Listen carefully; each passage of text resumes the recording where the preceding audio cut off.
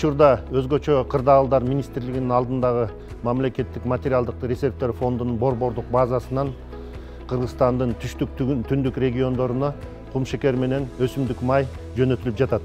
Бүгүнкү күнү Жалал Абад областынын Майлуу суу шаарынын жергиликтүү бийликтин өкүлчүлүгү келип алып кетип атат. Андан тышкары Бишкек шаарына жүктөлүп жатат. Кезеги менен Кыргызстандын бүт региондоруна жеткиликтүү деңгээлде кумшекер менен өсүмдүк май жеткирилет. Жөнөтүлүп аткан кумшекер менен өсүмдүк майды жерлерде жергиликтүү бийликтин өкүлдөрү бөлүштүрүү ишин аткарат.